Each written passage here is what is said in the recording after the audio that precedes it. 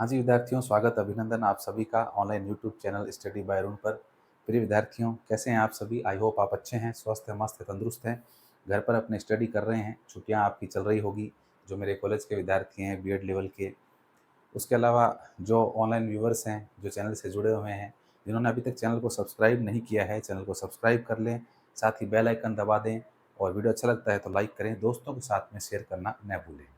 चलिए विद्यार्थियों, तो अपन मनोविज्ञान विषय का अध्ययन कर रहे हैं और मनोविज्ञान विषय के अध्ययन के अंतर्गत लगातार कंटिन्यूस मेरे द्वारा आपको रीट लेवल स्तर की जो क्लासें हैं वो उपलब्ध करवाई जा रही है।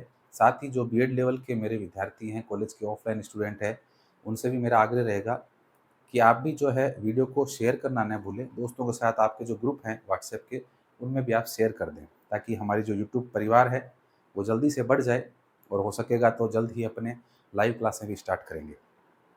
चलिए, और मनोविज्ञान विषय से संबंधित विद्यार्थियों, हम बाल विकास से हमने स्टार्ट किया था। बाल विकास के बाद में अधिगम पढ़ा, हमने व्यक्तित्व पढ़ा, बुद्धि पढ़ा और अब जो है हम समायोजन जो है हमारा टॉपिक चल रहा है। समायोजन का अर्थ, परिभाषाएँ और समायोजन की जो विधियाँ हैं, प्रविधियाँ हैं, 2 प्रकार की, प्रत्यक्ष और अप्रत्यक्ष। उसमें प्रत्यक्ष विधियों की अपन पीछे बात कर चुके हैं। आज का जो वीडियो लेक्चर है वो अपना समायोजन की जो विधियाँ हैं, मनोरचनाएँ जो है, अप्रत्यक्ष जो मनोरचनाएँ हैं उनकी अपन बात करेंगे। तो चलिए बिना समय गँवाए वीडियो स्टार्ट करते हैं। टॉपिक जो है विद्यार्थियों अपना चल रहा है समायोजन की विधियाँ। समायोजन की विधियाँ। समायोजन की विधियाँ कह दीजिए, मैंने आपको बताया था, प्रविधियाँ कह दीजिए, आप इसको मनोरचनाएँ कह सकते हैं। विद्यार्थियों, मनोरचनाएँ आप इसे कह सकते हैं। इसे आप रक्षा तंत्र भी कह सकते हैं या आप इसे रक्षा युक्तियाँ भी कह सकते हैं। ठीक है? तो कोई भी शब्द आ जाए तो घबराना नहीं है आपको, आप समझ जाना कि हम समायोजन के अंतर्गत हम विभिन्न विधियों की, मनोरचनाओं की बात कर रहे हैं। चलिए स्टार्ट करते हैं आज का अपना बिंदु। मैंने आपको बताया था कि समायोजन की जो विधियाँ होती है विद्यार्थियों, वो 2 प्रकार की होती है। इसमें से एक तो है प्रत्यक्ष, दूसरी होती है अप्रत्यक्ष। प्रत्यक्ष की देखो हम बात कर चुके हैं, यानी कि ऐसी विधियाँ जिन विधियों को अपनाने से किसी अ, व्यक्ति विशेष को मालूम चल जाए कि हाँ भाई, ये व्यक्ति समायोजन कर रहा है। जैसे मैंने आपको एग्जाम्पल भी दिया था, हाथ पर काला धागा बांधना, पैरों में काला धागा बांधना, या फिर वर और वधू के द्वारा हाथों में पैरों में कांकन डोर बांधना, नज़र से बचने के लिए। काला धागा भी नज़र से बचने के लिए बांधते हैं लोग। उसके अलावा किसी बच्चे की माँ उसके काला टीका लगाती है, तो वो भी नज़र से बचने के लिए करते हैं। घर के बाहर काले रंग की चोटियाँ लगाना, या फिर नकली जो धागे की चोटियाँ आती है वो लगाना काले रंग की, या फिर कोई मटके को काला करके राक्षस जैसा वो चेहरा लगाना। तो ये सब क्या है? ये प्रत्यक्ष उपाय हैं, समायोजन के प्रत्यक्ष उपाय हैं। और समायोजन हम क्यों कर रहे हैं? क्योंकि हमें ऐसी शंका है, हमें ऐसी आशंका हो रही है कि भई बच्चे को नज़र लग सकती है किसी की, बच्चा बेहद खूबसूरत है, क्यूट है, प्यारा है, इसको किसी की नज़र ना लग जाए। तो इसके लिए हम क्या करें? तो हम उपाय कर रहे हैं और उपाय के तौर पर उसके काला टीका हम लगा रहे हैं, उसके हाथ में काला धागा बाँध रहे हैं, ठीक है? तो ये सब चीज़ें क्या होती है? उपाय है एक तरह से समायोजन करने का। अब बीमार चाहे वो कैसे भी हो जाए, मकान में कोई प्रॉब्लम आ जाए, मकान में किसी प्रकार के नया मकान बनाया है, अब काले रंग की मटकी लगा दी, काली चोटियाँ जो नकली आती है धागे वाली वो लगा दी आपने, ठीक है ना? तो ये सब क्या, ये हम उपाय कर रहे हैं ताकि मकान को नज़र ना लगे। अब वजह और कुछ हो सकती है, ठीक है? ये अंधविश्वास भी हो सकता है। कोई, मैं इसको नकार भी नहीं सकता हूँ और मैं इसको पूरी तरह से प्रमाणित भी नहीं कर सकता कि भी ऐसा कुछ होता है नज़र जैसा या नहीं होता है, ठीक है ना? तो ये व्यक्ति क्या करता है? अपनी तरफ से उपाय करता है, जूते के आगे गाड़ी के आगे जो है जूता लगाता है, चप्पल को बाँधता है ना? नई गाड़ी लेकर आया है तो इस तरह से टोटके करता है व्यक्ति।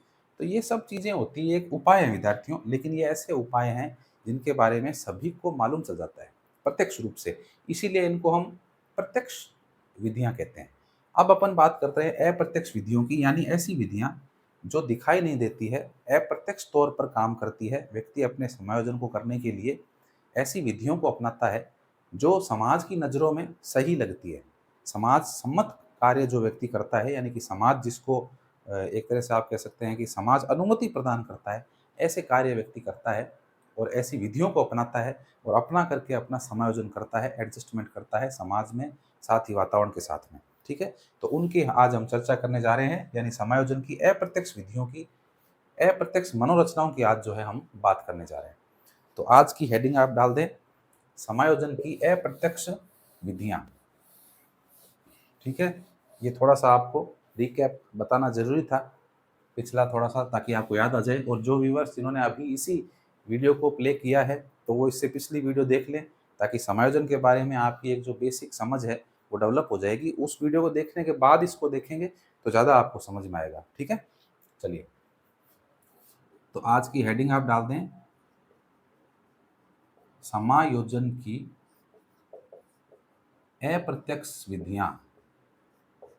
अप्रत्यक्ष विधियाँ। चलिए एक-एक की बात करते हैं विद्यार्थियों, समायोजन की अप्रत्यक्ष विधियों की बात करते हैं। काफ़ी इंटरेस्टिंग टॉपिक है अपना ये, एक-एक की अपन बात कर लेते हैं। सबसे पहले विद्यार्थियों बात करते हैं अपन, एक समायोजन की विधि है जिसका नाम है आत्मीकरण। आत्मीकरण, या आप इसको तादात्म्यकरण भी कह सकते हो। तादात्म्यकरण, ये समायोजन की एक मनोरचना है, अप्रत्यक्ष मनोरचना है विद्यार्थियों। देखिए, सबसे पहले तो अर्थ जानें आप कि आत्मीकरण का अर्थ क्या है। आत्मीकरण का मतलब है कि किसी व्यक्ति दूसरे व्यक्ति के क्रियाकलापों को अपना लेना, आत्मीकरण कर लेना, आत्मसात कर लेना, है ना। तादात्म्यकरण का मतलब है कि जोड़ लेना अपने आप को, किसी दूसरे व्यक्ति के साथ में अपने आप को लिंक कर लेना, जोड़ लेना, कि वो व्यक्ति ऐसा है तो मैं भी ऐसा ही कार्य करूंगा, है ना। जैसे अभी सलमान खान की पीछे बहुत पहले एक फ़िल्म आई थी, तेरे नाम। आपने देखी होगी तेरे नाम फ़िल्म, उसमें सलमान खान के बाल ऐसे आगे की तरफ थे, है ना? बीच में ऐसे बनाए हुए इस तरह से बाल थे आगे की तरफ। तो सभी लड़कों ने उसके साथ में क्या कर लिया? आत्मीकरण कर लिया, तादात्म्यकरण कर लिया, यानी अपने आप को उस व्यक्ति से जोड़ लिया। किससे? सलमान खान से। टीवी में बहुत सारे एक्टर, कलाकार आते हैं जिनसे जो अलग-अलग हेयर स्टाइल लेकर के आते हैं, और हम उन हेयर स्टाइल को कॉपी करने का कोशिश करते हैं। यानी कि हम क्या करते हैं, हम आत्मीकरण कर लेते हैं। हम उनके द्वारा जो क्रिया की जा रही है, जो क्रियाकलाप किए जा रहे हैं, जिस प्रकार के कपड़े पहने जा रहे हैं उनके द्वारा, जिस तरह से वो बोलते हैं, जिस तरह चलते हैं, उनकी सारी क्रियाओं को हम क्या करते हैं, कॉपी कर लेते हैं, यानी आत्मीकरण कर लेते हैं, अपना लेते हैं। और तादात्म्यकरण का मतलब जोड़ लेते हैं, उनके साथ में हम अपने को भी जोड़ लेते हैं। तो उसी को हम क्या बोलेंगे, उसी को विद्यार्थियों आत्मीकरण या तादात्म्यकरण बोलेंगे। ये एक ऐसी मनोरचना है जिसके अंदर विद्यार्थियों व्यक्ति जो है, व्यक्ति के अंदर कोई कमी होती है, तो वो उस कमी को छिपाने के लिए किसी दूसरे व्यक्ति से अपने आप को जोड़ लेता है। ठीक है ना? जैसे मान लीजिए कोई बच्चा 10वीं क्लास में फेल हो गया, लेकिन वो क्रिकेट बहुत अच्छा खेलता है। ठीक है ना? क्रिकेट अच्छा खेलता है, तो वो बच्चा क्या कहेगा कि 10वीं फेल हो गया तो क्या हुआ? सचिन तेंदुलकर भी तो इतना पढ़ा लिखा नहीं है, लेकिन फिर भी देखो मास्टर ब्लास्टर के नाम से जाना जाता है ना? और हाइट भी उसकी इतनी ज़्यादा नहीं है, फिर भी वो देखो एक इतना अच्छा क्रिकेटर के रूप में उभर कर के आया है। तो सचिन तेंदुलकर की एजुकेशन इतनी नहीं है, लेकिन फिर भी वो इतना अच्छा क्रिकेटर है। उसकी पूरी इंटरनेशनल लेवल पर उसकी चर्चा है। मास्टर ब्लास्टर का उसको खिताब मिला हुआ है। ऐसा कह कर के वो बच्चा अपनी कमियों को छुपा रहा है। किससे जोड़ रहा है वो अपने आप को? सचिन तेंदुलकर से जोड़ रहा है। यानी कि उस क्रिकेट खिलाड़ी के साथ में उसको जोड़ रहा है, और स्वयं को मान रहा है कि मैं भी उसके जैसा एक क्रिकेट खिलाड़ी बनूँगा आगे चल कर के। ठीक है? उसके अलावा अपन देखते हैं बहुत से डांस शो आते हैं, डीआईडी आते हैं, डांस इंडिया डांस आता है, और भी बूगी-वूगी कई तरह के शो आते हैं, नाम मुझे याद नहीं है। तो उन शो में भी जो बच्चे आते हैं उनको देखते हैं अपन, वो उनको पढ़ने से इतना लगाव नहीं होता है, पढ़ाई में इतने होशियार नहीं होते हैं, लेकिन डांसिंग बहुत अच्छी करते हैं। डांस की नई-नई विधियाँ वो लेकर के आते हैं। कोरियोग्राफर से संपर्क करके एकदम अच्छे मूवमेंट करते हैं वो डांस के अंदर। तो वो भी क्या है, वो भी किसी न किसी डांसर से इंस्पायर होते हैं। कोई ऐसा डांस कलाकार या ऐसा कोरियोग्राफर होता है, उन कोरियोग्राफर के बारे में उनका नाम लेके बोलते हैं कि क्या हुआ, मैं अगर पढ़ता नहीं हूँ तो, मैं एक अच्छा डांसर बनूँगा। वो फलाने कोरियोग्राफर हैं, वो पढ़े नहीं थे, लेकिन फिर भी आज देखो डीआईडी जैसे इतने बड़े शो को होस्ट कर रहे हैं, वहाँ पर बैठ रहे हैं, वहाँ पे एज़ ए जज के रूप में वहाँ पर बैठे हैं।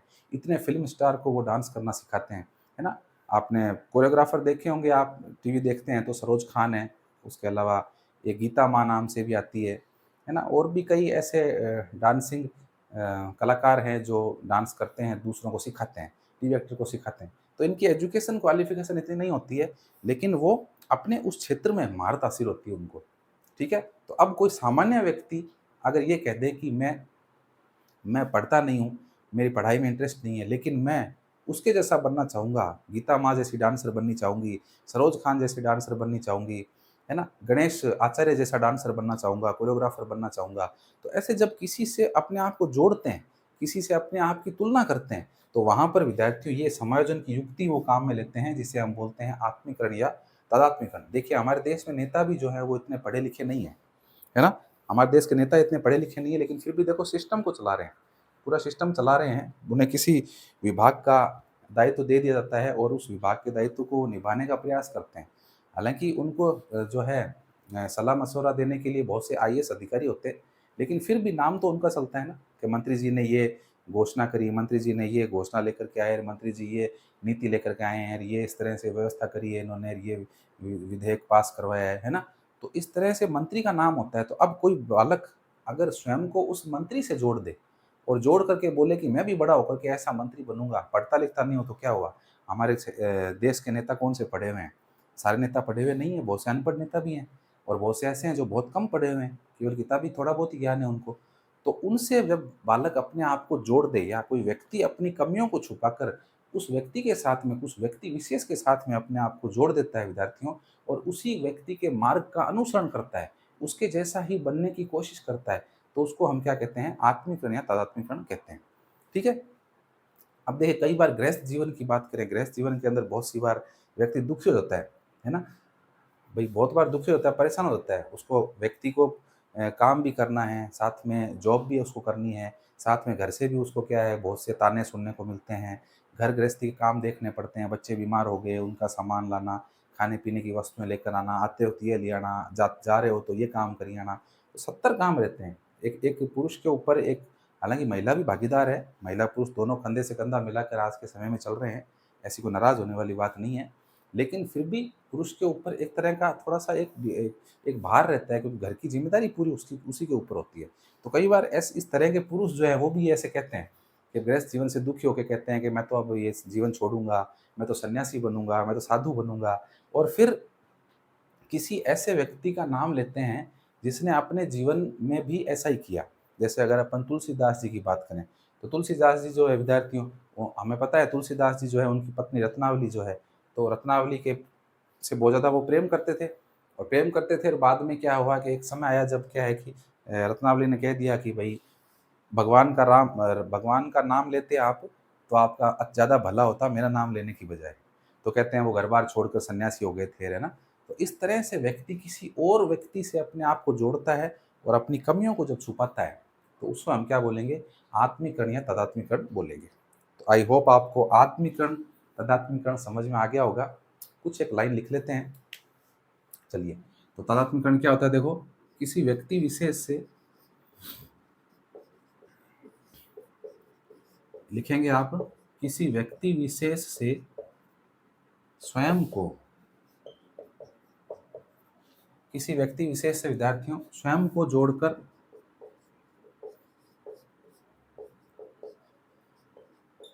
स्वयं की कमियों को स्वयं की कमियों को छिपाना व उस व्यक्ति विशेष के उस व्यक्ति विशेष के उस व्यक्ति विशेष के मार्ग का अनुसरण करना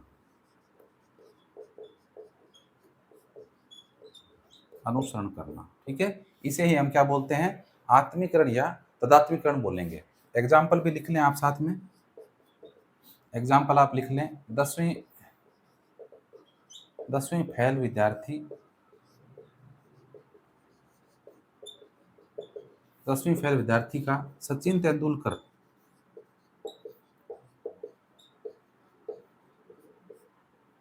10वीं फेल विद्यार्थी का सचिन तेंदुलकर जैसा बनना व कहना कि 10वीं फेल विद्यार्थी का सचिन तेंदुलकर जैसा बनना व कहना कि सचिन भी ज्यादा पढ़े लिखे नहीं थे पढ़े लिखे नहीं थे, फिर भी आज पूरी दुनिया फिर भी आज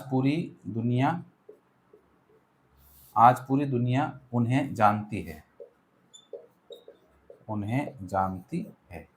ठीक है। तो व्यक्ति अपने कर्मों से महान बनता है। तो तेंदुलकर भी ज़्यादा पढ़े लिखे तो नहीं थे, लेकिन क्रिकेट के क्षेत्र में उन्होंने अपनी पहचान बनाई। तो बालक भी क्या कर रहा है, अपने आप को सचिन तेंदुलकर से क्या कर रहा है, विद्यार्थियों, जोड़ रहा है। और अपन बात करें तो एक गृहस्थ व्यक्ति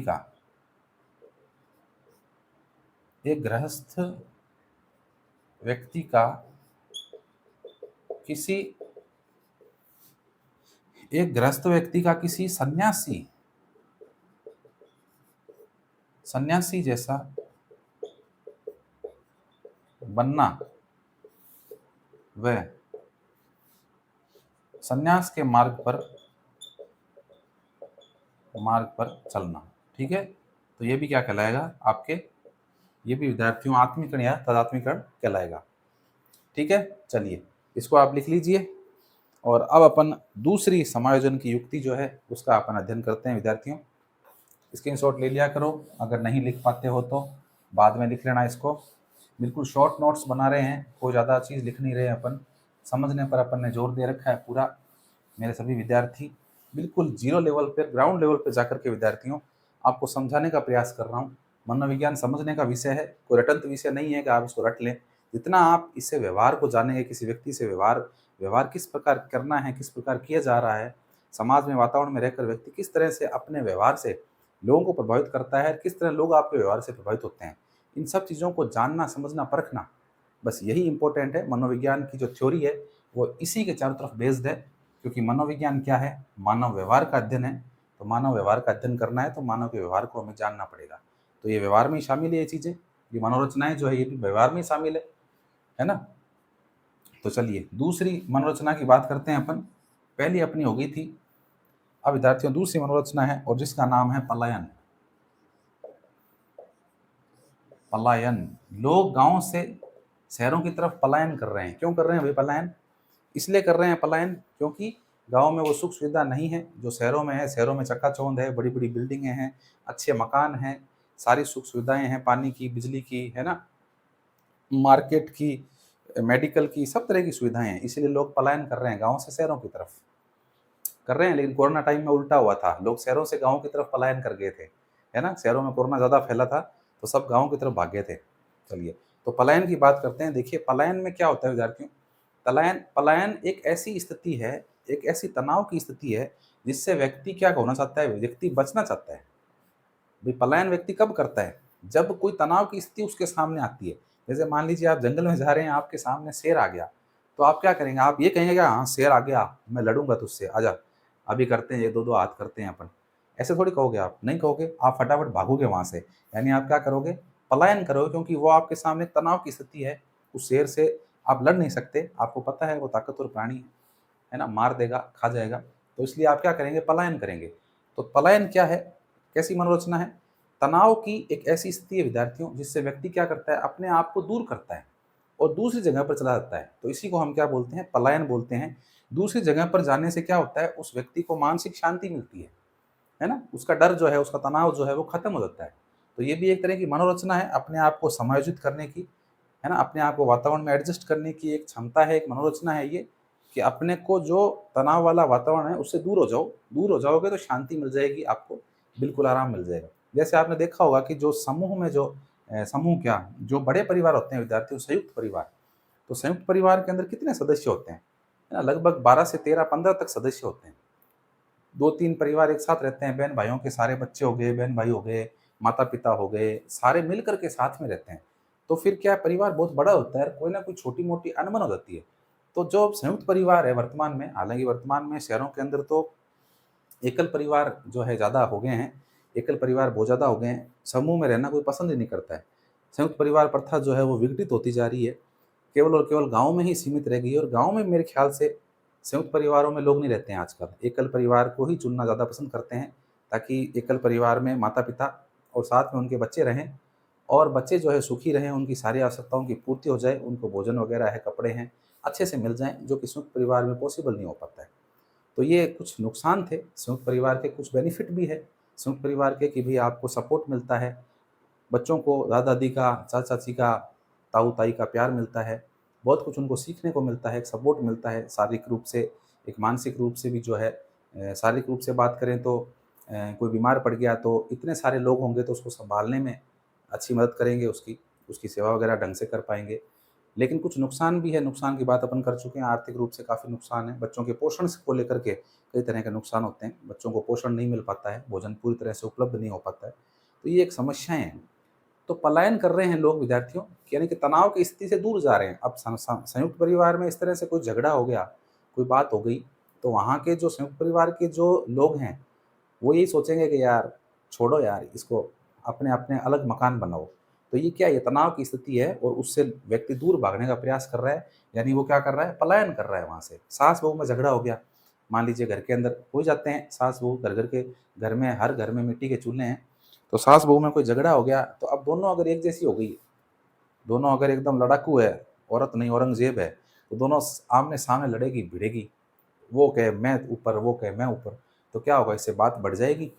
बात बढ़ जाएगी तो परेशानी हो जाएगी, लेकिन दोनों में से अगर एक समझदार है, तो वो वहीं पर शांत हो जाएगी। शांत होकर के क्या करेगी विद्यार्थियों, समायोजन कर लेगी, या तो वो उस बहस को छोड़कर अपने कमरे में चली जाएगी, या फिर हो सकता है कि वो बाहर चली जाए कहीं। तो इस तरह से वो अपने आप को दूर कर लेगी उस स्थिति से, उस कंडीशन से अपने आप को दूर कर लेगी, तो उसे हम क्या बोलेंगे, पलायन बोलेंगे। या मान लीजिए आप, बहुत सी बार ऐसा होता है कि समूह के अंदर हम रहते हैं और उस समूह के अंदर जो लोग बातचीत कर रहे होते हैं, जैसे कोई विवाह समारोह में गए आप, वहाँ पर ग्रुप बना होता है, ऐसे समूह घेरे बने हुए होते हैं, सब खा रहे पी रहे होते हैं और बातें कर रहे होते हैं। तो किसी ऐसे समूह में आप चले गए जिस समूह के व्यक्ति आपको पसंद नहीं है, उनकी विचारधारा आपके विचारों से मेल नहीं खाती है, तो अब आप क्या करेंगे? या तो आप वहाँ खड़े होकर हाँ, हाँ करते रहिए, लेकिन कितनी देर हाँ, हाँ करेंगे? तो आखिरकार आपको वहाँ से क्या करना पड़ेगा? पलायन करना पड़ेगा, क्योंकि वहाँ आप ऐसे लोगों को देखना भी नहीं चाहते हैं, बात करना दूर की बात है ना? तो वहाँ से आप क्या करेंगे? उस समूह से पलायन करेंगे, क्यों? क्योंकि उस समूह के जो सदस्य हैं, उनकी आपसे बनती नहीं है। बनती नहीं है, उनके विचार आपको आपको पसंद नहीं आते, उनके विचार आपको जो है सहमत नहीं है आप उनके विचारों से, तो आप क्या करेंगे? पलायन कर जाएँगे, यानी उस स्थिति से निकल जाएँगे। तो विद्यार्थियों, यही है पलायन, आप इसको समझ गए होंगे, यानी कि तनाव की स्थिति से स्वयं को दूर कर लेना क्या कहलाता है? पलायन कहलाता है। चलिए, थोड़ा लिख लेते हैं आप, समझ में आ गया होगा आपके। तो लिखें, किसी तनाव की स्थिति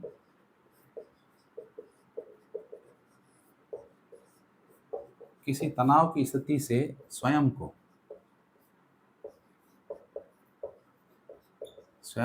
दूर कर लेना। किसी तनाव की स्थिति से स्वयं को दूर कर लेना, या अलग कर लेना, अलग कर लेना, यही क्या कहलाता है विद्यार्थियों? पलायन कहलाता है। जैसे एग्जाम्पल लिखेंगे आप, सास बहू के झगड़े में, सास बहू के झगड़े में, सास बहू के एग्जाम्पल ले रहे हैं, देखो अपन चर्चा में ज़्यादा है ये, हाँ करंट की बात कर रहे हैं, इसलिए सास बहू के झगड़े में बहू का बहू का बहू का उस स्थान से चले जाना, ठीक है? तो ये पलायन कहलाएगा। जहाँ वो लड़ रहे हैं, मान लीजिए कहीं लॉबी है, कोई हॉल है घर में, उसमें लड़ रहे हैं, तो अपने कमरे में चली जाएगी। रसोई में लड़ रहे हैं, तो रसोई छोड़ के अपने रूम में चली जाएगी, ठीक है ना? तो उस स्थान से बहू का चले जाना ही क्या है? एक तरह से पलायन है। चलिए, अगली बात करते हैं विद्यार्थियों, ये दूसरी मनोरचना थी, अप्रत्यक्ष थी, जिसकी हम बात कर रहे थे। अब अपन करते हैं तीसरी मनोरचना की बात, और वो है विद्यार्थियों, शेख चिल्ली के हसीन सपनों वाली, जिसका नाम है दीवा स्वप्न। दीवा स्वप्न, जैसे कि नाम से ही मालूम चल रहा है विद्यार्थियों, दिन में सपने देखना, दिन में सपने लेना। दीवा स्वप्न यानी कि दिन में कोई व्यक्ति स्वप्न लेता है। तो देखिए, दीवा स्वप्न भी क्या है? दीवा स्वप्न भी एक तरह की मनोरचना है। जैसे किसी व्यक्ति की अगर कोई इच्छा विद्यार्थियों पूरी नहीं होती है, तो वो सपने लेकर के, है ना? किसी की इच्छा पूरी नहीं हो पा रही है, इच्छा ऐसी है जो पूरी नहीं हो सकती है, वो समर्थ नहीं है उस इच्छा को पूरी करने में, तो वो सपने लेने लगता है उन चीज़ों की, और सपने लेकर के सपनों ही सपनों में उन इच्छाओं को पूरी कर लेता है। जैसे आपने सीरियल देखा होगा तारक मेहता का उल्टा चश्मा, सब टीवी पर आता है। हाँ, सब टीवी पे आता है, तारक मेहता का उल्टा चश्मा। तो उसको आपने देखा होगा, उसके अंदर एक कैरेक्टर है पोपट लाल, है ना? पोपट लाल, और उसकी शादी नहीं हो रही है, शायद अभी तक की उसकी शादी नहीं हुई है। हर एपिसोड के अंदर उसकी शादी को लेकर कोई ना कोई चर्चा रहती है। तो जैसे ही उसके पास कोई फ़ोन आता है, कि शादी के लिए फ़ोन आता है कि हाँ, पोपट लाल जी बोल रहे हैं, मैं फलाना उसकी सास बोल रही हूँ, उसकी मम्मी बोल रही हूँ, मेरी बेटी के लिए बेटी का रिश्ता मुझे करना है, आपसे करना है। तो इस तरह से जैसे उसके पास कोई फ़ोन आता है या फिर किसी लड़की का फ़ोन आता है उसके पास, पोपट लाल के पास, तो कैसे सपनों में खो जाता है, डूब जाता है सपनों में, उसके कानों में शहनाइयाँ बजने लगती है, मंगलम मंगलम के मंत्र गूंजने लगते हैं, फेरों फेरों का वो मंडप उसको दिखाई देता है ना? वो सारी चीज़ें उसको दिखाई देने लगती है। तो वहाँ वो क्या कर रहा है? वो दिवा स्वप्न ले रहा है। यानी कि ऐसी पॉसिबिलिटी है तो नहीं कि उसकी शादी हो जाए, लेकिन वो सपनों के माध्यम से जो है कल्पनाएँ कर कर के अपनी इच्छाओं को पूरी कर रहा है। तो उसको हम क्या बोलेंगे विद्यार्थियों? दिवा स्वप्न है, और ये भी एक समायोजन एक तरह का। भई अगर व्यक्ति की इच्छाएँ पूरी नहीं होगी, इच्छाओं में अगर कोई बाधा आ जाएगी तो व्यक्ति में क्रोध आ जाएगा, उसमें गुस्सा आएगा, उसके अंदर तनाव पैदा हो जाएगा, और वो समायोजन की बजाय कुसमायोजित हो जाएगा, है ना? तो ये मनोरचनाएँ होनी ज़रूरी है, ये मनोरचनाएँ अगर नहीं होगी तो हर व्यक्ति आतंकवादी बन जाएगा। यानी कि हर व्यक्ति कुछ न कुछ इच्छाएँ हैं, और वो इच्छाएँ पूरी नहीं होगी तो उसके मन में रोष पैदा हो जाएगा, गुस्सा पैदा हो जाएगा सिस्टम के प्रति, समाज के प्रति, परिवार के प्रति, हर व्यक्ति को वो दुश्मन की तरह देखने लगेगा। तो ये मनोरचनाएँ इसीलिए होती है ताकि व्यक्ति अपने आप को एडजस्ट कर ले किसी भी तरह से। तो वो देखिए दिवा स्वप्न देख-देख कर के, और अब वो दिवा स्वप्न में तो किसी से भी मिल सकता है, वो माधुरी दीक्षित से मिल सकता है, वो ऐश्वर्या राय से भी मिल सकता है, किससे मिल सकता है। तो इस तरह से वो क्या कर रहा है, अपनी जो इच्छाएँ हैं, उन्हें पूरी कर रहा है कैसे? सपनों के माध्यम से पूरी कर रहा है, ठीक है? या फिर मान लीजिए आपने देखा होगा कि छोटी क्लासों के अंदर बच्चों को कहते हैं निबंध लिखिए आप, ऐसे। ऐसे राइटिंग, निबंध लेखन, तो उसमें भी ऐसा कहा जाता है कि भई आप अगर एक दिन के प्रधानमंत्री बन जाएँ, आप एक दिन के मुख्यमंत्री बन जाएँ, आप एक दिन के कलेक्टर बन जाएँ, तो आप क्या करेंगे? है ना? तो उसमें भी क्या है कि बच्चा एक तरह से, ये कल्पना की बातें हैं कि भई अगर बच्चा एक दिन का प्रधानमंत्री बन जाएगा तो क्या करेगा कि भई सबको मैं चॉकलेट फ्री बाँटूँगा, एक दिन के लिए पूरे देश के अंदर फ्री में सभी को चॉकलेट बाँटी जाएगी, सबको KitKat, dairy milk, 5 star free में दूँगा मैं। तो इस तरह से ये क्या है, ये सारे सपने हैं। उसके अलावा देखिए बच्चों के आप कार्टून देखते हैं तो उसके अंदर आपने देखा होगा कि बच्चों के जो कार्टून हैं उनमें भी ये दिखाते हैं। बड़े-बड़े गार्डन दिखाते हैं, उन गार्डन के अंदर घास की जगह चॉकलेट उगी हुई है, जो पेड़ लगे हुए हैं उन पेड़ों के ऊपर फ्रूट नहीं है बल्कि चॉकलेट लगी हुई है ना? पानी जग के अंदर, गिलासों के अंदर पानी नहीं है बल्कि चॉकलेट का ड्रिंक भरा हुआ है। तो ये सब क्या है? ये दिवा स्वप्न है। यानी कि बच्चा भी क्या लेता है? स्वप्न लेता है, उसकी इच्छाएँ इस तरह की पूरी नहीं हो सकती है, तो वो अपनी इच्छाएँ पूरी कैसे करेगा? दिन में सपने देखकर दिवा स्वप्न के द्वारा अपनी इच्छाएँ पूरी करेगा, और अपने आप को क्या करेगा विद्यार्थियों? समायोजित करेगा। ठीक है? चलिए, अब इसमें लिख लेते हैं, समझ में आ गया होगा आपके? हाँ, तो इसमें लिखेंगे, जब जब किसी व्यक्ति की जब किसी व्यक्ति की चेतन चेतन मन की जब किसी व्यक्ति की चेतन मन की इच्छाएँ पूर्ण ना हो पूर्ण ना हो, तो वह अप्रत्यक्ष रूप से अप्रत्यक्ष रूप से स्वप्न लेकर कल्पनाएँ करता है, वह अपनी ना पूरी होने वाली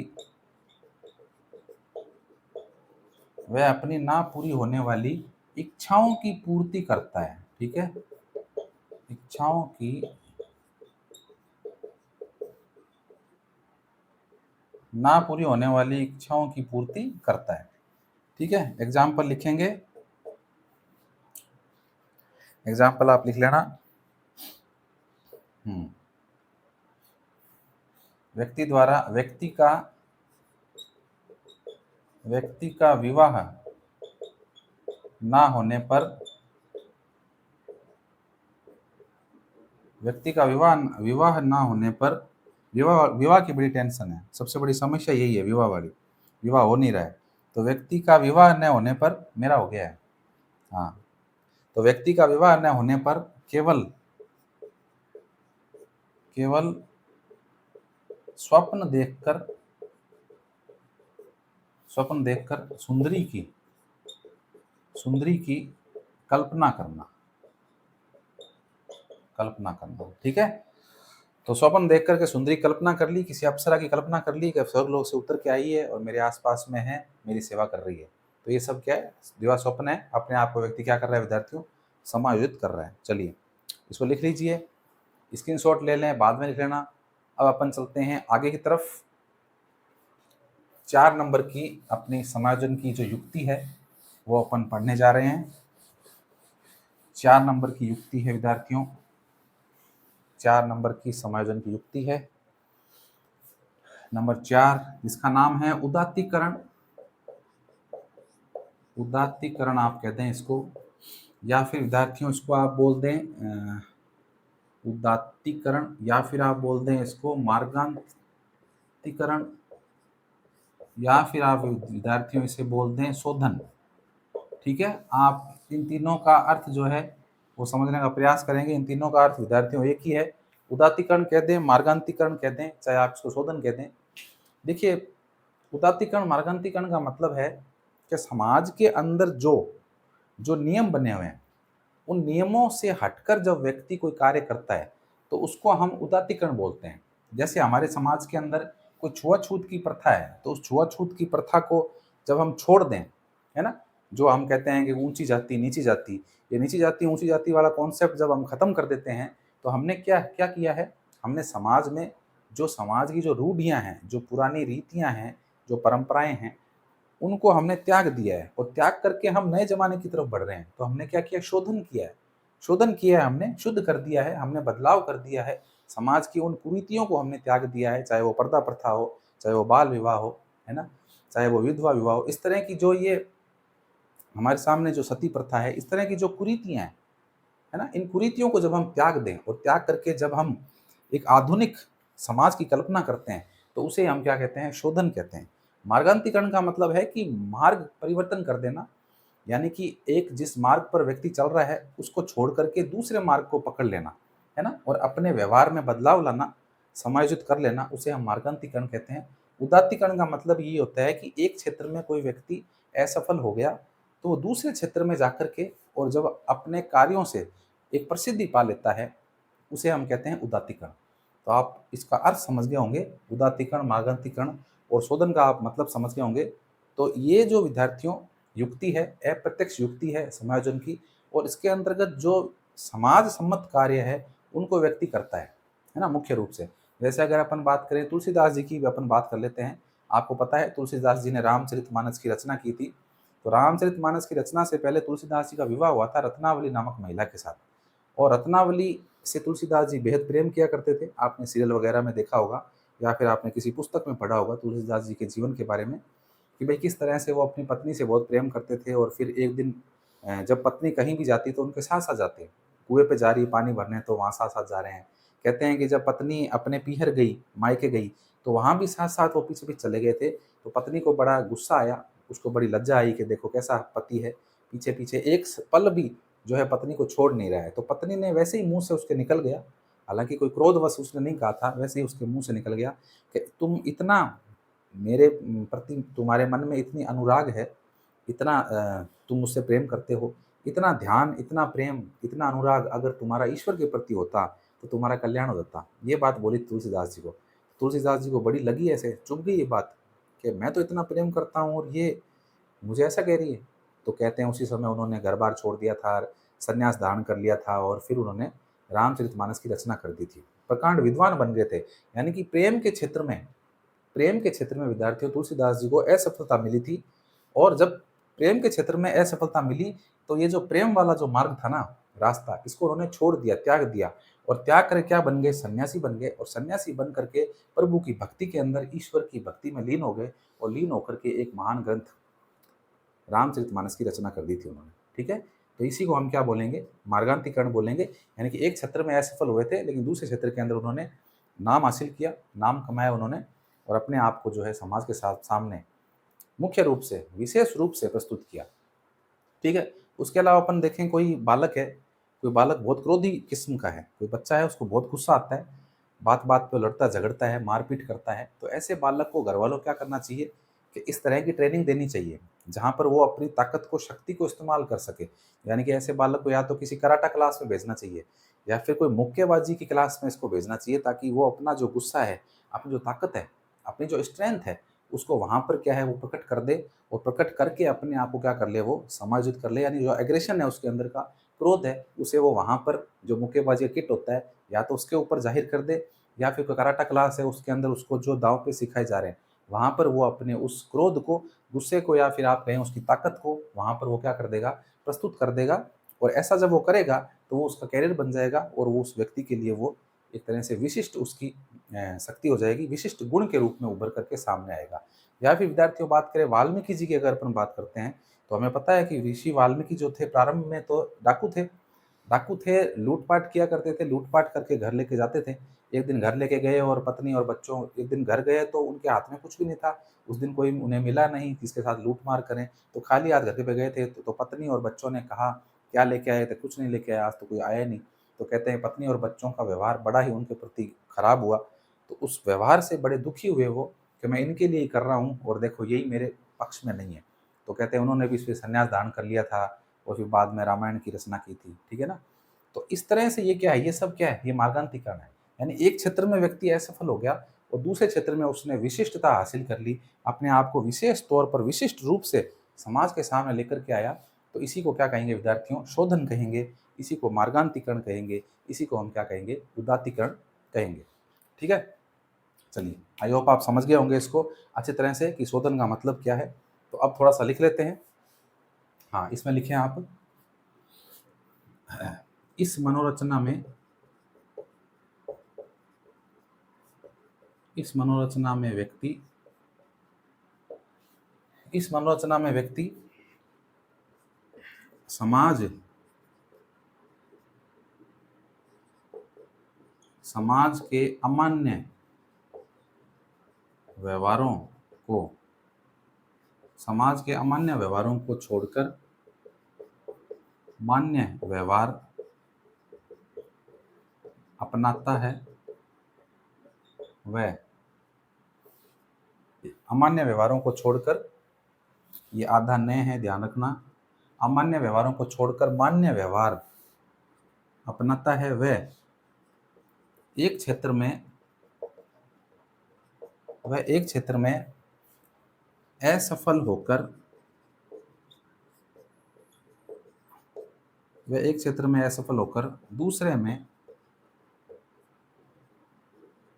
दूसरे में किसी विशिष्ट कार्य को करता है। दूसरे में किसी विशिष्ट कार्य को करके, विशिष्ट कार्य को करके अपने आप को समायोजित करता है, अपने आप को समायोजित करता है। ये सही से लिखा नहीं गया, समायोजित करता है। ठीक है, ये लो एग्जाम्पल की बात करेंगे अपन। तुलसीदास जी द्वारा, तुलसीदास जी द्वारा गृहस्थ छोड़कर, तुलसीदास जी द्वारा गृहस्थ जीवन छोड़कर संन्यास लेना। ठीक है, तुलसीदास जी के द्वारा अपना गृहस्थ जीवन छोड़ करके विद्यार्थियों संन्यास लेना। उसके अलावा बात करें वाल्मीकि, वाल्मीकि जी का भी कर सकते हैं। वाल्मीकि द्वारा, वाल्मीकि ने गृहस्थ जीवन छोड़ा था और संन्यास ले लिया था। ठीक है, चलिए, तो ये है उदात्तीकरण। लिख लें आप इसको, स्क्रीनशॉट ले लें, समझ गए होंगे आप अच्छे से इसको। अब चलते हैं अपन आगे की तरफ, अगली युक्ति की तरफ चलते हैं। समायोजन की विद्यार्थियों अगली जो विधि है, युक्ति है, जो मनोरचना है, उसकी अपन बात कर लेते हैं, और वो है विद्यार्थियों विस्थापन। अगली जो मनोरचना है उसका नाम है विस्थापन, आप कह सकते हो, या फिर आप इसको प्रतिस्थापन भी कह सकते हो। ठीक है, देखो विस्थापन या प्रतिस्थापन क्या है। विस्थापन जैसा कि नाम से ही मालूम चल रहा है कि विस्थापित कर देना, यानी कि व्यक्ति की जो भावनाएं हैं उन भावनाओं को मूल स्थान पर प्रकट ना करना और किसी दूसरे स्थान पर प्रकट कर देना, उसी को हम क्या बोलेंगे, विस्थापन बोलेंगे। देखो, विस्थापन का मतलब होता है एक जगह से दूसरी जगह पर जाना। प्रतिस्थापन इसका मतलब यही है कि एक जगह से दूसरी जगह पर जाना या विचारों को लेके चले जाना ही क्या कहलाता है? विस्थापन या प्रतिस्थापन कहलाता है। तो यहाँ पर हम मनोरचनाओं की बात कर रहे हैं, तो व्यक्ति की तो बात हो नहीं रही है कि व्यक्ति जो है एक कमरे में बैठा है, यहाँ से खड़ा होकर के बाहर चला गया, गार्डन में चला गया, ये बात नहीं कर रहे हैं। हम मानसिक शांति मिले व्यक्ति को, ऐसी चीज़ों की, ऐसी रचनाओं की, मनोरचनाओं की बात कर रहे हैं। तो यहाँ विस्थापन, प्रतिस्थापन का मतलब यही है कि व्यक्ति जब अपने विचारों को एक स्थान पर प्रकट नहीं कर पाता है और दूसरे स्थान पर उसे प्रकट कर देता है, तो इसी को क्या कहते हैं विद्यार्थियों? विस्थापन या प्रतिस्थापन कहते हैं। जैसे आपने देखा होगा कि मान लीजिए सास बहू का झगड़ा हो गया और सास बहू के झगड़े के अंदर विद्यार्थियों, सास ने बहुत कुछ कह दिया बहू को, बहुत कुछ सुना दिया उसको, बहुत खरी-खोटी सुना दी। तू झाड़ू ढंग से नहीं लगाती है, तू बर्तन ढंग से नहीं माँजती है, बर्तनों में साबुन लगा हुआ रहता है, पानी कौन-सी कमी आ रही है, हैं? इस तरह की बातें अगर कह दी सास ने बहू को, तो बहू ने उस वक़्त तो सुन ली, उस वक़्त तो उसने कुछ नहीं किया, कोई रिएक्शन नहीं दिया कि चलो कोई बात नहीं। और जब थोड़ी देर बाद में बहू बर्तन माँजने के लिए रसोई घर में गई, तो ज़ोरदार आवाज़ें आने लग गई बर्तनों की, धड़ा-धड़, भड़ा-भड़। तो सास समझ गई कि हाँ, अब क्या कर रही है बहू, अपने विचारों का क्या कर रही है विद्यार्थियों, प्रतिस्थापन कर रही है। यानी मेरे सामने तो बोली नहीं थी, लेकिन बर्तनों के ऊपर अपना गुस्सा निकाल रही है, धड़ाधड़ पटक रही है बर्तनों को, धो-धो के, माँज-माँज के और धड़ाधड़ उनको फेंक रही है। तो ये क्या हो गया, ये विचारों का विद्यार्थियों विस्थापन या प्रतिस्थापन हो गया। या देखिए, घर में कोई लड़ाई हो गई किसी व्यक्ति की, घर में किसी की लड़ाई हो गई, घर में लड़ाई हो ही जाती है। चलो पत्नी से हो गई मान लीजिए, पत्नी से झगड़ा हो गया किसी व्यक्ति का, बहुत कुछ बातें सुना दी पत्नी ने और पति ने भी काफ़ी कुछ कह दिया पत्नी को। अब वहाँ तो कुछ कर नहीं पाया, क्या करे वहाँ पर? कोई शारीरिक क्रिया तो वो कर नहीं सकता है, कोई मार-पीट तो कर नहीं सकता है ना? करना भी नहीं चाहिए, बहुत बुरी बात है इस तरह की। विचार है, विचारों में कई बार थोड़ा-सा डिस्टेंस हो जाता है, तो बैठकर बातचीत करके सुलझा लेना चाहिए। इस तरह से कोई शारीरिक हाथापाई वगैरह इस तरह काम नहीं करने चाहिए, समाज सम्मत कार्य नहीं है ऐसे। एक जो अच्छा व्यक्ति है वो तो ऐसे कार्य करता नहीं है।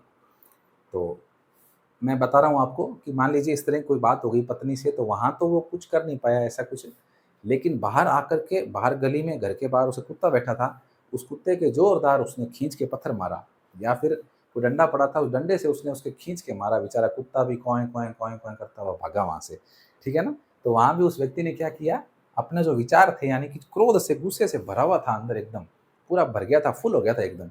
तो उस गुस्से को कहाँ निकाले? तो बाहर आकर उस कुत्ते के ऊपर निकाल दिया।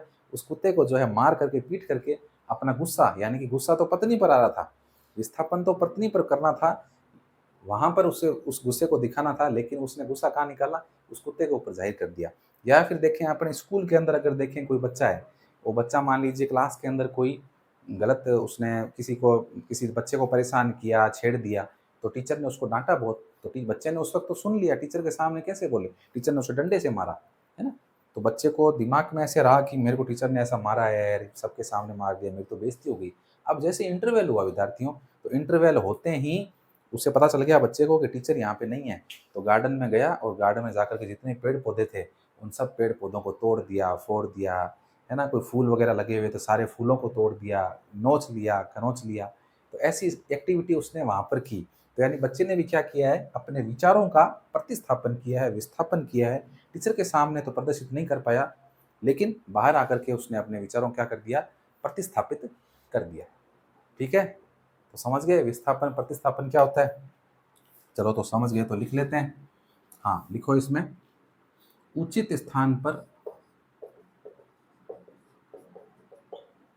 उचित स्थान पर विचार प्रदर्शित ना करके, उचित स्थान पर विचार प्रदर्शित ना करके किसी अन्य स्थान पर, किसी अन्य स्थान पर अपने अपने विचारों को शारीरिक क्रियाओं के माध्यम से, अपने विचारों को शारीरिक क्रियाओं के माध्यम से प्रदर्शित करना, प्रदर्शित करना। ठीक है? ये क्या कहलाता है? यही विद्यार्थियों प्रतिस्थापन कहलाता है। एग्जाम्पल की बात करें तो लिखेंगे आप, शिक्षक द्वारा डांटने पर, शिक्षक द्वारा डांटने पर, गर्मी बहुत हो रही है विद्यार्थियों, टेम्परेचर बहुत हाई हो रहा है। पंखा चला रखा है लेकिन फिर भी लग रही है गर्मी, ज़्यादा तेज़ भी सब पंखा चला नहीं सकते, ज़्यादा तेज़ पंखा चलाऊंगा तो फिर इसमें माइक के अंदर पंखे की आवाज़ आएगी, आपको मेरी आवाज़ नहीं सुनेगी। तो देखिए ये समस्या है थोड़ी सी गर्मी के अंदर क्लास रिकॉर्ड करते समय। कोई बात नहीं, करेंगे, गर्मी क्या बिगाड़ेगी, ऐसी गर्मियाँ तो बहुत देखी है हमने। शिक्षक द्वारा डांटने पर बालक का कक्षा से बाहर, शिक्षक द्वारा डांटने पर बालक का कक्षा से बाहर पेड़ पौधों को उजाड़ना,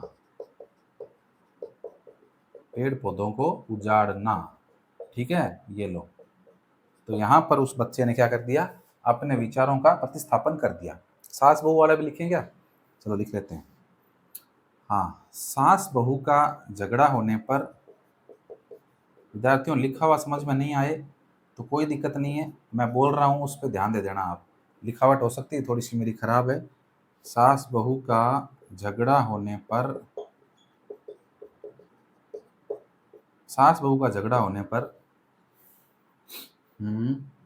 झगड़ा समाप्त होने के बाद, समाप्ति, सास बहू का झगड़ा होने पर, झगड़ा समाप्त लिख लें आप, है ना, झगड़ा समाप्त हुआ वह, कम से कम लिखने का प्रयास कर रहे हैं। झगड़ा समाप्त हुआ वह, बहू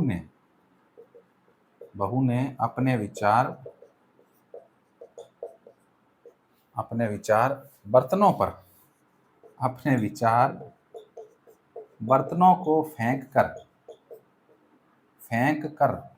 वाह भाई, फेंक दिए, बर्तनों को फेंक कर, अपने विचार बर्तनों को फेंक कर प्रकट कर दिए, ये लोग। आप तो नहीं करते ना, ऐसे नहीं करना चाहिए, बर्तन खराब होते हैं, ऐसा करने से रिश्ते भी खराब होते हैं। चलिए, तो ये बात हो गई विस्थापन प्रतिस्थापन की, लिख लें आप इसको। आगे चलते हैं विद्यार्थियों, अगली मनोरचना की तरफ बढ़ते हैं अपन। और अगली जो मनोरचना है वो भी थोड़ी थोड़ी इससे मिलती जुलती है, और उस मनोरचना का नाम है विद्यार्थियों प्रक्षेपण। अगली मनोरचना की अपन बात कर रहे हैं विद्यार्थियों, और उसका नाम है मनोरचना का प्रक्षेपण।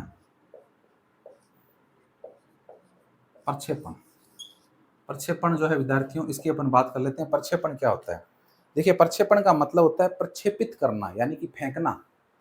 प्रक्षेपित करना मतलब फेंकना, आगे की तरफ फेंकना, यानी कि अपने जो विचार हैं, अपने अंदर जो कमियां हैं, उन कमियों को दूसरों के ऊपर डाल देना, उसे हम क्या कहते हैं? प्रक्षेपण कहते हैं, है ना। जैसे इसको अंग्रेजी में प्रोजेक्शन बोलते हैं, प्रोजेक्शन मेथड, है ना, यानी कि प्रक्षेपित कर देना, फेंक देना, अपने खुद के जो कमियां हैं अपने अंदर की, उनको दूसरों पे डाल देना, उसी को हम क्या कहते हैं? उसी को प्रक्षेपण कहते हैं।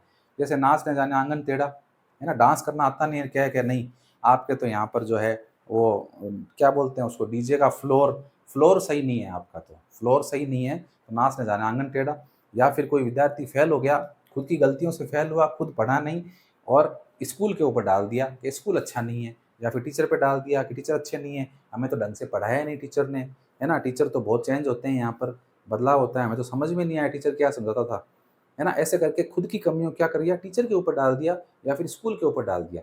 या फिर आपने देखा होगा कि क्रिकेट मैच के अंदर विद्यार्थियों किस तरह से, एक क्रिकेट का जो खिलाड़ी है वो आउट होने वाला होता है, और उससे पहले वो क्या है कि उसको लगता है कि मैं खेल नहीं पा रहा हूँ, मैं आउट होऊँगा, मैं जो बॉलर है उसके सामने टिक नहीं पा रहा हूँ। तो बार-बार बल्ले की माँग करता है, ऐसे ऊपर बल्ला दिखाता है, कहता है बल्ला चेंज करो, दूसरा बल्ला लेकर के आओ, है ना? और फिर जब आउट हो जाता है तो कह देता है कि नहीं, बल्ला सही नहीं था, है ना? मैं तो अच्छा खेल रहा था लेकिन बल्ला सही नहीं था, तो बल्ला ठीक नहीं था तो क्या खेलूँ मैं? तो इस तरह से गलतियाँ तो खुद की है, लेकिन सामने वाले की गल गल ग ऊ ऊपर ठीकरा फोड़ देना, कहते हैं ना कि गलती खुद ने करी, ठीकरा सामने वाले फोड़ दिया।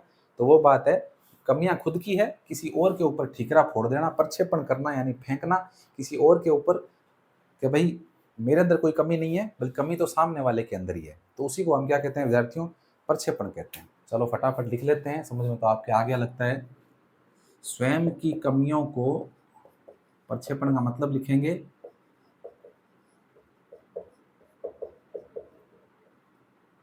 स्वयं की कमियों को छोड़कर दूसरों पर दोषारोपण करना, दूसरों पर दोषारोपण करना। ठीक है, एग्जाम्पल लिखेंगे आप, नाच न जाने आंगन टेढ़ा, नाच न जाने आंगन टेढ़ा, नाच न जाने आंगन टेढ़ा, ये बहुत चर्चित ये जो है विद्यार्थियों उक्ति है, नाच न जाने आंगन टेढ़ा। या फिर आप लिखेंगे कि एक मैंने आपको क्रिकेट खिलाड़ी का बताया था, खिलाड़ी द्वारा खिलाड़ी द्वारा आउट होने पर खिलाड़ी द्वारा आउट होने पर बल्ला बल्ला सही नहीं होना बताना। ठीक है, या फिर एक एग्जांपल और लिख लो, आप लिखना चाहो तो, अ, परीक्षा में फेल विद्यार्थी परीक्षा में फेल विद्यार्थी परीक्षा में फेल विद्यार्थी टीचर्स टीचर्स व स्कूल में या विद्यालय में कमी बताना। ठीक है, ये लो, तो ये क्या हो गया विद्यार्थियों, ये हो गई हमारी उक्ति, अप्रत्यक्ष उक्ति है, युक्ति है, इसका नाम है प्रक्षेपण, जिसके द्वारा बालक या व्यक्ति अपने आप को क्या कर रहा है, अपने आप को समायोजित कर रहा है, यानी अपने अंदर जो तनाव आ गया है, भाई परीक्षा में विद्यार्थी फेल हो गया, तनाव आ गया, कह रहे मैं तो फेल हो गया, अब क्या करूँ, अगले साल 1 साल और मेरे को पेपर देना पड़ेगा, तो उस तनाव कम कैसे करेगा, तो ऐसे कम करेगा कि भाई टीचर और स्कूल में कमी है, मैं क्या करूँ।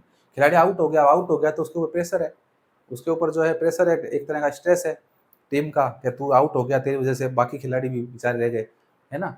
तो ये भी क्या कहेगा, ये कह देगा बल्ला सही नहीं था, ये अपने तनाव को कम कैसे करे, ऐसा बोल के तनाव को कम करेगा। या फिर कोई नाच न जाने आंगन टेढ़ा, नाचना आता नहीं है लेकिन अपने अंदर एक कमी है, तो उस कमी को कैसे प्रदर्शित करे, प्रदर्शित करनी नहीं है, तो कह दिया कि भाई तुम्हारा तो डीजे का जो है फ्लोर सही नहीं है, तुम्हारा साउंड सिस्टम सही नहीं है, ऐसा कहकर के क्या करेगा व्यक्ति, अपने आप को समायोजित कर लेगा। ठीक है, तो प्रक्षेपण हो गया विद्यार्थियों। अब चलते हैं अगली युक्ति की तरफ, अगली मनोरचना की तरफ विद्यार्थियों, और वो है प्रतिगमन। अगली युक्ति है, मनोरचना है विद्यार्थियों, जिसे हम कहते हैं प्रतिगमन। अब देखिए प्रतिगमन क्या है, पहले समझें इसको। प्रतिगमन का मतलब है विद्यार्थियों पीछे की तरफ जाना।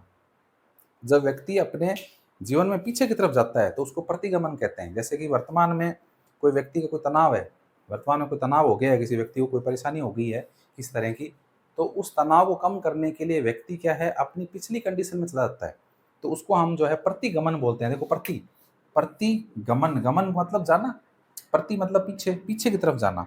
जैसे आपने देखा होगा कि जब अ, एक एक वधू मान लीजिए, एक बहू मान लीजिए, एक लड़की जिसका विवाह हो गया है और वो अपने ससुराल से जब वापस अपने पीहर लौटती है काफ़ी समय बाद में, तो अपनी मम्मी को देख करके जैसे वो बचपन में रोया करती थी, जैसे अपने माता पिता को की आंचल में, अपने माता पिता की गोद में दुबक करके कैसे वो रोया करती थी, उसी तरह से जब वो, अब तो बड़ी हो गई है, उसका शादी हो गई है, लेकिन फिर भी वो एक छोटे बच्चे की तरह जब अपने पीहर गई, तो छोटे बच्चे की तरह अपनी माँ की गोद में सर रख करके रोने लग गई, तो वो क्या कहलाएगा, वो प्रतिगमन कहलाएगा।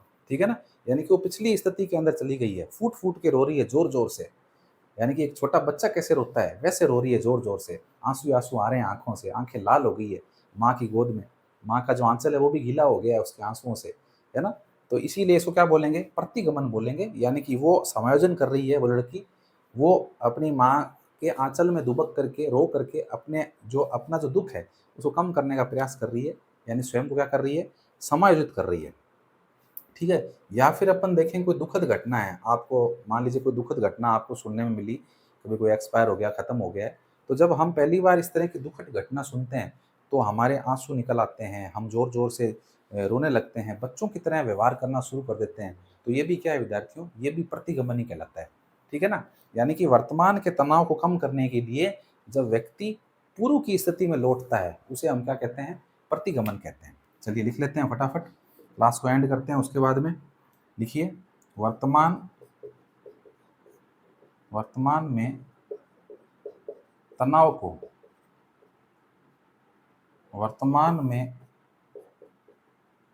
को कम करने के लिए जब व्यक्ति पूर्व की वर्तमान में तनाव को कम करने के लिए जब व्यक्ति पूर्व की स्थिति में लौटता है तो वह प्रतिगमन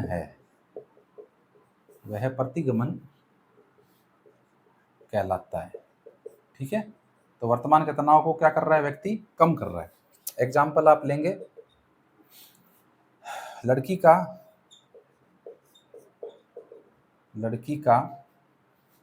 अपने पीहर जाकर माँ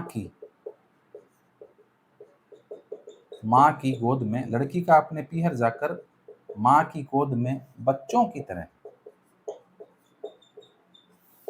तरह फूट फूट कर रोना, ये क्या है, ये विद्यार्थियों प्रतिगमन है। और अपन बात करें तो किसी दुखद या अप्रिय समाचार, नीचे होके लिखना पड़ेगा, किसी अप्रिय समाचार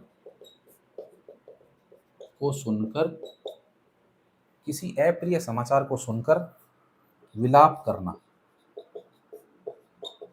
ठीक है, ये लो विद्यार्थियों, तो ये हो गया प्रतिगमन। आई होप आप अच्छे से समझ पाए होंगे। हमने जो है लगभग 6 से 7 मनोरचनाएं पढ़ ली है, 6-7 मनोरचनाएं और है जो अपने अगले वीडियो लेक्चर के अंतर्गत डिस्कस करेंगे। तो आज के लिए इतना ही। वीडियो अच्छा लगता है तो लाइक करें, दोस्तों के साथ में वीडियो को शेयर करना न भूलें। चलिए मिलते हैं नेक्स्ट वीडियो में इसी के अगले पार्ट में, तब तक के लिए नमस्कार।